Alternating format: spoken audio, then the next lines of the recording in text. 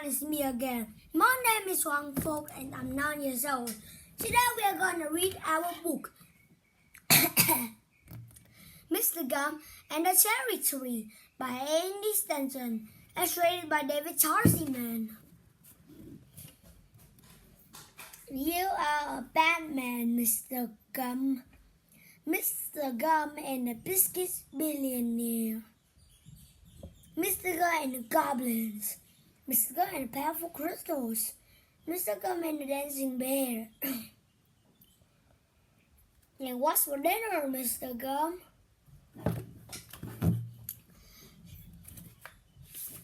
Let's read the book. Mr. Gum and the Cherry Tree. Some of the crazy old townsfolk from Lemon River, Fred O'Leary, Miss Lovely, Peter William III, Mr. Gum O'Granny, Polly, Martin Laundress, and Alan Taylor.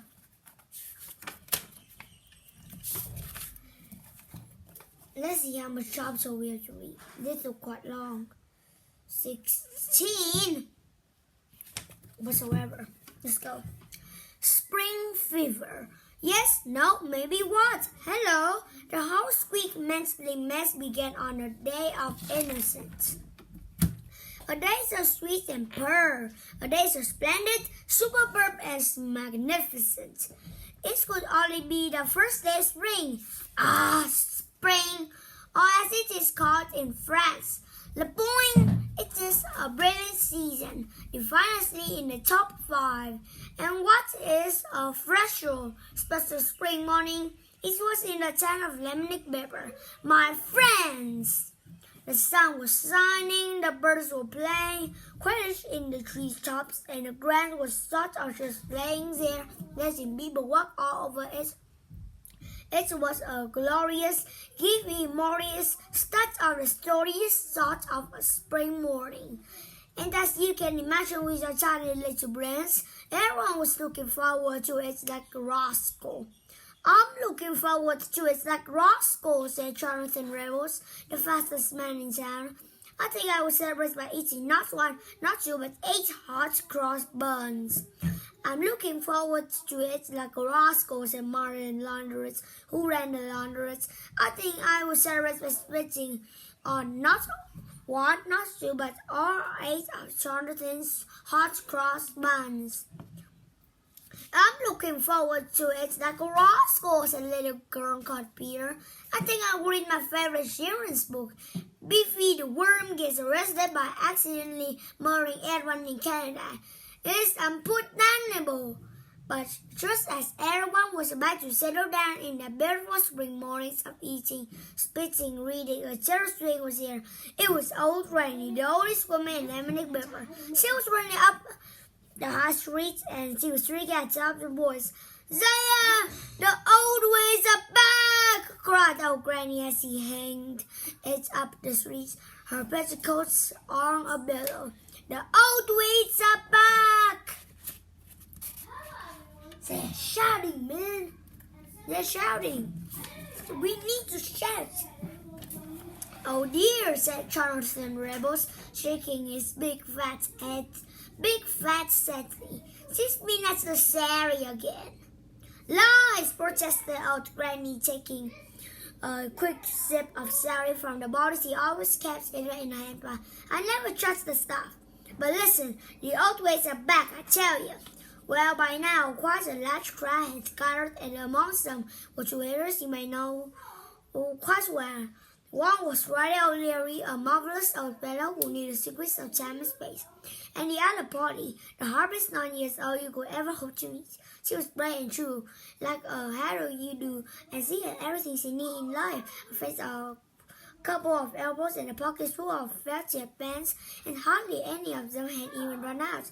The truth is a lemon meringue, shouted Friday O'Leary, as he sometimes liked to do. What's all this, then? Shh, said Polly. Old Granny's bad to speak. The townsfolk fell silent as old Granny regarded them with a mysterious gaze. Then she fell asleep. Then she woke up and regarded them with another mysterious gaze. Then she fell asleep again. Tell you she was drunk, whispered Jonathan Rebels. Lies! Cried out Granny, her eyes flying open in the most mysterious gaze yet. Now here's my incredible news. The old ways have come back from before days of science. Anxious spirits have awoken. Strange whips and fancies are among us. 'Tis the truth. 'Tis the truth. 'Tis the truth I tell. Now come with me and I will show you well. Ooh, whence the little girl called Peter. Ow! Whence Jonathan Rebels. Chirp! Whence crazy Barry Flinchers, who thought he was a child Finch. The old ways are back, cried the crowd, and they all set off after a Granny chanting for all they're worth. What does you reckon, Sprite? Said Polly. Shall we follow them? I think we'd just better, replied Freddy, stroking his tail softly. They all seem to have gone a bit mad, and that is what it's called spring fever, or as it's known in France, Les Crazy Stella Brand Stella Boy. Chapter 2. Off to the forest. Up at the top of Bolster's Hill, where the air is fresh and clean, and it's lovely to fly a kite and the stars come out and twinkle at night. And I once saw a tramp there having a fight with a cat dressed up as a queen. Yes, up at the top of Bolster's Hill, school lesson was taking place in the bright morning sunshine. And who was giving that lesson but Alan Taylor, the tiny gingerbread headmaster? So as I have demonstrated children, he was saying, grass is very nice to sit on, but be careful because it can tinkle. Now can anyone tell me the name of this handsome creature over here? Is it a rhinoceros? Said a girl called Caroline. Bear crows, Caroline, said Alan Taylor kindly. Actually, it's not as an ant. Now who can tell me? But just then there was a mighty ruckus and the rickers and the buckers and the bickers as over the hill came crowd of townsfolk with open and leeway. In each and every of those townsfolk, whether young or old, rich or poor, soft, thin, or Jonathan Rebels, each and every one of them chanting, the old ways are back! The old ways are back! Whoy, what's going on? Demanded Alan Taylor as the crowd stumbled to his lesson, scattering children and daisies in all directions. What's the meaning of this? They are all gone. They are all done gone mad with the spring fevers, Alan Taylor said, Polly rushing up with Friday O'Leary at his side. They have followed old Granny into adventures unknown. So we must follow them and keep them from harm, said Alan Taylor. For they are but simple folk with simple legs, and who knows what part of those legs could be matching them into. Children, get in line, single file. Alan Taylor, you got a class so well behaved is a marvel, said Polly, as the school children jumped into formation. Yes, replied the gingerbread headmaster, blowing her silver teaching whistle to start children marching inside. And when I think you used to be rowdy like little goblins who love misbehaving and pinching each other, it makes me especially proud. Attempt them, he proclaimed, through the power of education and success, blowing a whistle at them. And so it went. Old Granny marched on, and a crowd of townsfolk marched behind her, and Polly and her friends marched behind them, and the school children marched behind them. There was certainly a lot of marching going on that morning, and actually it was even the month of March, so that counts as another one, kind of. Onwards, onwards they march, over the fields and far away they march, up hill and down dale they march. Over a glistening lake they match. How did they match over a lake? Said Friday, but sometimes they just did. It was that sort of a day, until eventually the crowd disappeared into a thick clump of trees. The truth is a lemon meringue, whispered Fred at the top of his voice. Look, our Granny cities are into the forest around us, where trees grow thick and plenty, and they say ancient spirits do there. Well, there's no one back now, said Polly, and so Friday ordered the traditional words for entering forest as they said in that part of the world. Boo, boo, flabby, flabby, boo, boo, flabby, flabby, as they entered the forest of Ranches. Ooh, said the cheer, it's scary in here. Just because of the ancient spirits, whispered Friday, and this way was an enormous phantoms and small fingers, and the first rings, and when he answers his goals, and the witch released in pine and corn, and until it really silver teaching with so sharply. Sit down, children, and say, enough of your tales, and enough of your tall tales. Friday is only forest, but even so, it was a pretty spooky place. But all the sounds were the rustling of the leaves and soft sighing of the wind. The glooming trees crowded all around, making Polly shiver and Friday as whimpered in fear, and the two kids clutched at each other, half in terror and half in glee. They remembered the Friday story about ancient spirits and forest folk.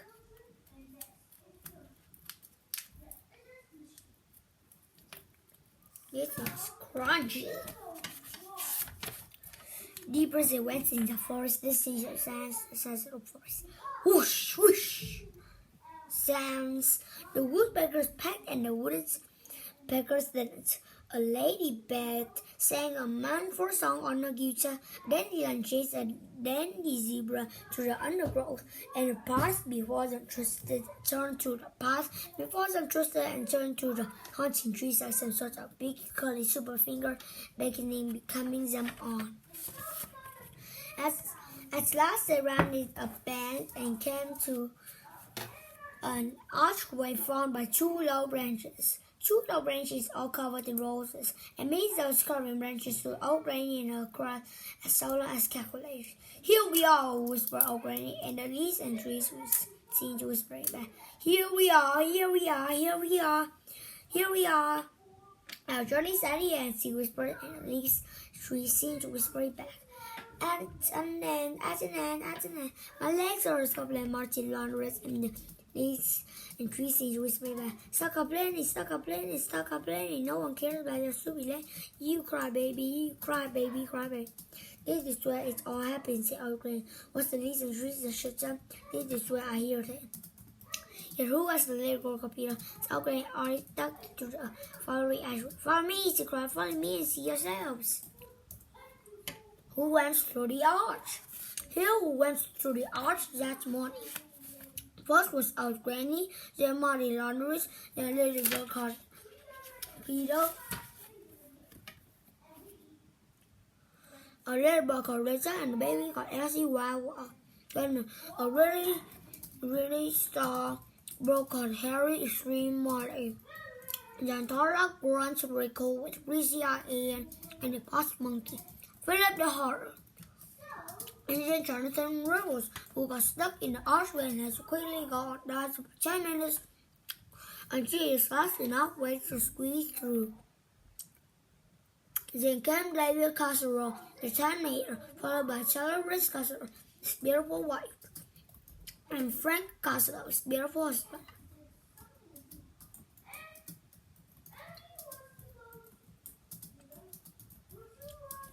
Next was Benji McLeany, wearing a bikini and reading a magazine.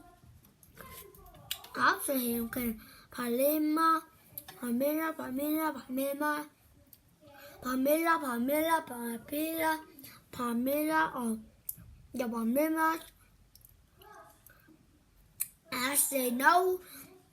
as they were known for shots. They came now Pamela, who didn't count with the other Camilas, but none of them liked her.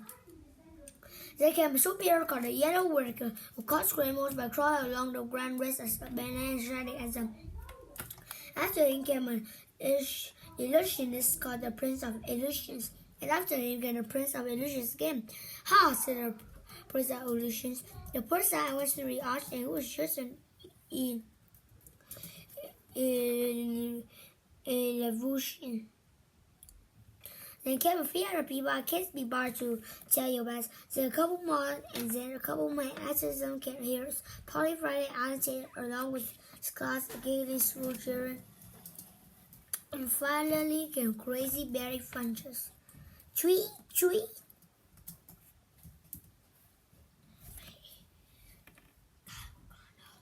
Hopping along in his silver bird cage and tweeting like a shellfish.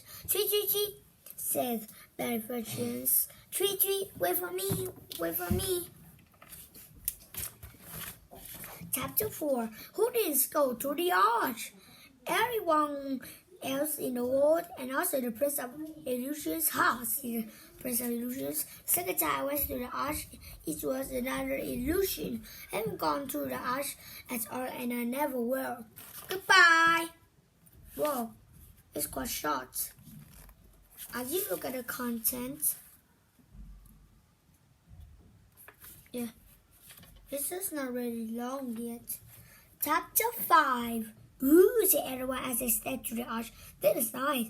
See, saw Granny pointing around the place and having a crowded sip of sherry while no one was looking. Tell you, it must be good.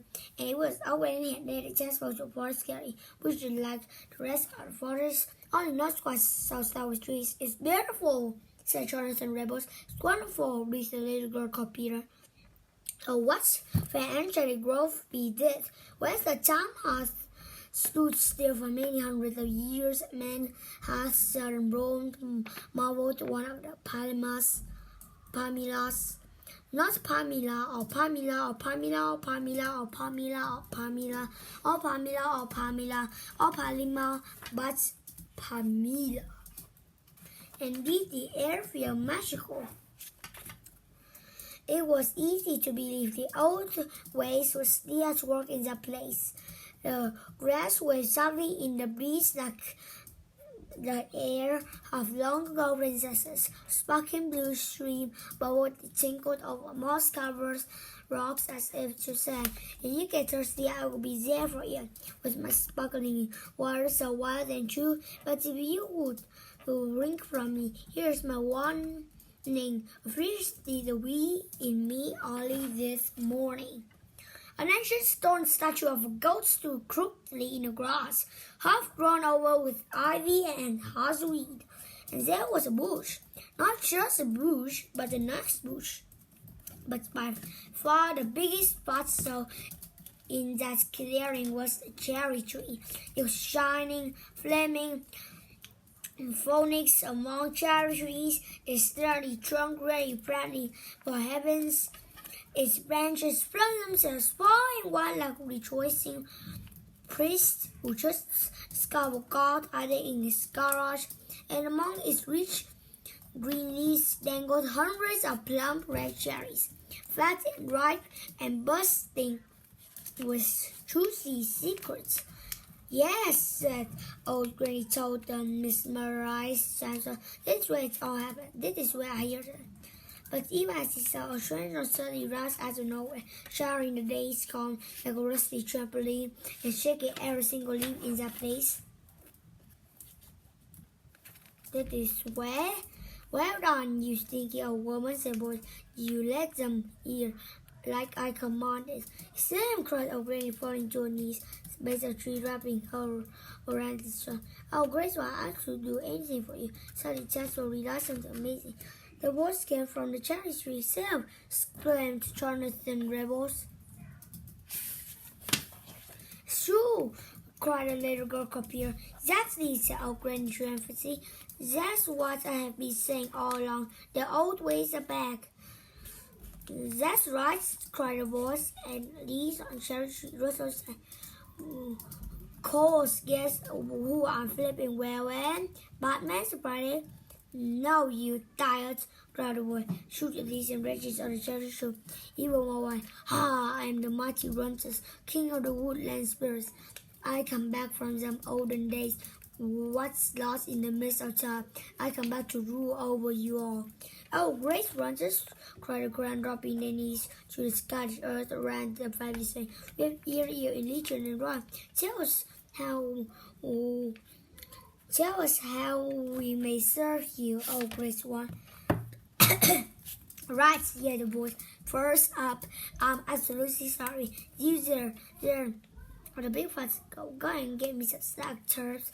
Oh, yes, oh great Runters, said Jonathan Rebels. I was falling over his own stomach in his heart, so.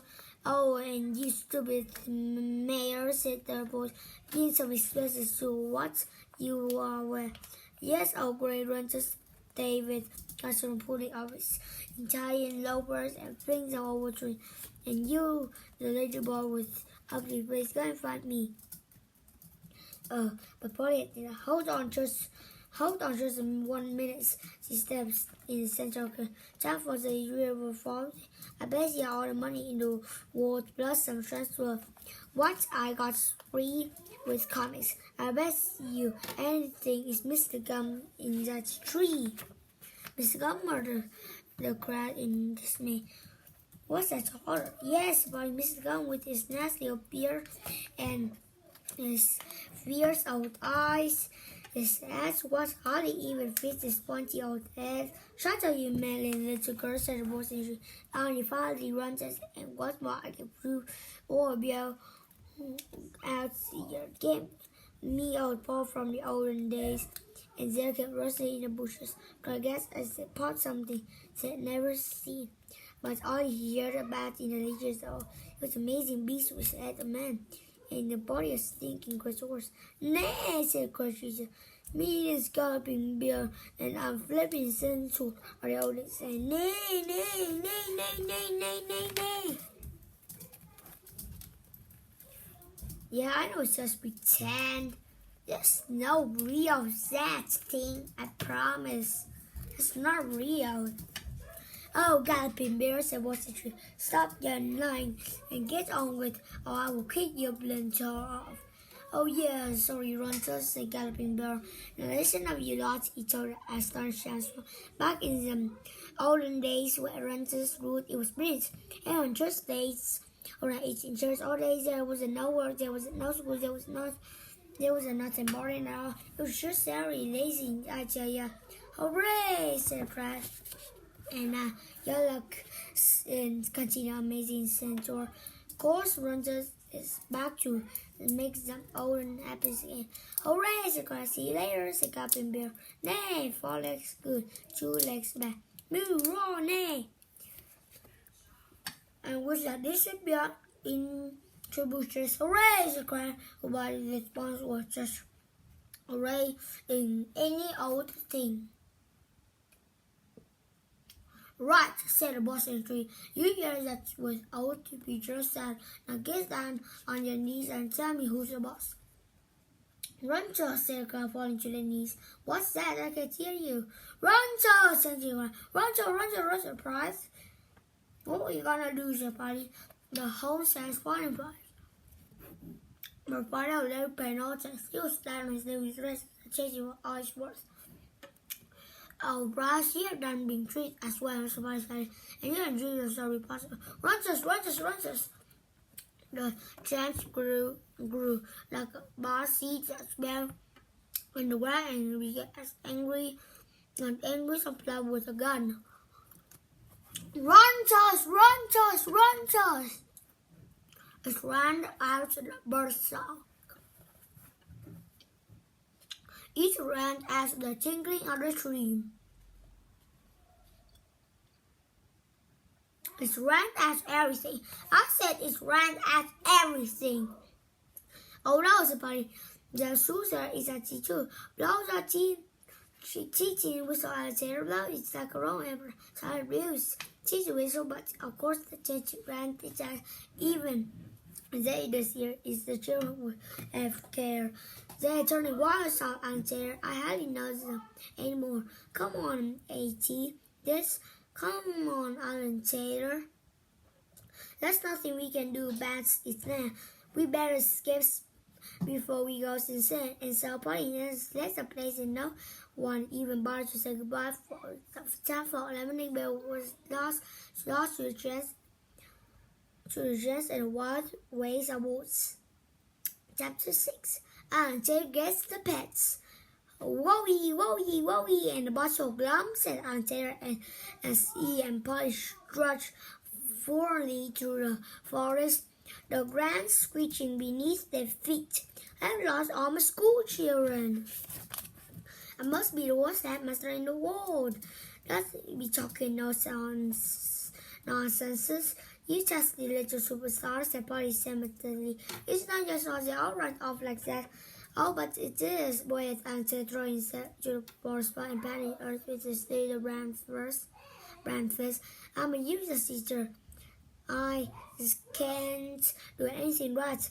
Even that last sentence I said has got to spell mistakenly. It's completely hopeless. Well, what about this little twinkler spoil? Said Polly, pointing to a fuzzy blue caterpillar that was busy licking Taylor's foot. He doesn't seem hopeless. He seems of taking a shine to you. Do you think so? Sniffed Taylor, blowing his nose on his passing stag. Do you think I can make him my pet? I don't think you got any choice, that boy. He's well in love with you. Well then, sniffed Taylor. I shall call him Greyhair, Greyhair Caterpillar. So the friends of dancing lost in the pockets. Was a little late for Greyhair, and Taylor cheered up and he looked ever so chirpy and walked along with his brand new pets. Where are we going? And Taylor said, Polly, I think I cheated on you. We need to find shelter, replied. And Taylor, that's the important thing. So we can, but at that moment, he happened to glance that out to see Greyhair, and because he was only onto a tiny little letter. At the other end of the there was a ladybug called Johnny Two Spots. What a little rascal laughed. And Taylor looked Polly. Greyhair sprang to pet too. And they continued through the forest until they came to a sort of hollow in the ground. What's else here for shelter? Said Polly, but Taylor shook his. No, he said. Take a closer look. It's full of wolves. So on they went. Hey, Alan Taylor! Polly suddenly exclaimed, Johnny Two Spot, the ladybird, got himself pet too. It was an athlete got Penelope. Where will it all end? And I thought who had ever seen so fun? Oh no, said Alexander, scuffling along his electric muscles, barking with delight. He was quite back to his usual cheer for himself, and suddenly the first cuckoo of spring jumped out from beyond the hedge and went cuckoo, and the first daffodil of spring jumped out from behind our hedge. Chapter 7. There's no Chapter 7. Chapter 8. A plan is born, and so are some pets. Okay, Polly, said Aunt Taylor once they were settled in the next clearing. We started at shelter. Our next challenge is finding something to eat. We must forage wild food and hunters. And continued, scrabbling around on the forest. Look, I found a dead bee. And if we are lucky, it's a whole channel of whispered, oh yes, maggots. Now next has got a stick to start fire. Why don't we just go over here, said Bunny, pointing to a nearby shop. Oh yeah, said Alexander, that's much a better idea.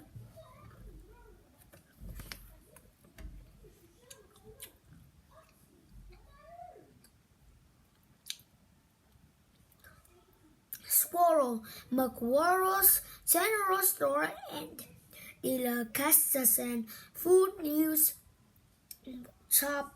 Tobacco, Acorns, etc. So off they went to Squirrel McWhirl's shop. But where Squirrel McWhirl wasn't actually a squirrel, they would be crazy. He was a goldfish. 5 minutes later, heroes were back stuffing themselves on Cornish pasties, lemonade, and sweets, and watching the pets as they campered.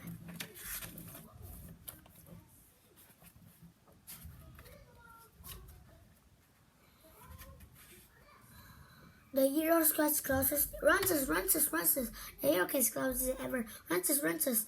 And Taylor sat back into the chair. Used too close with her body. Hero scratched back a bit. His head as the other carrying, talking is all in. Zach shrunk the true horrors of Soup Dog.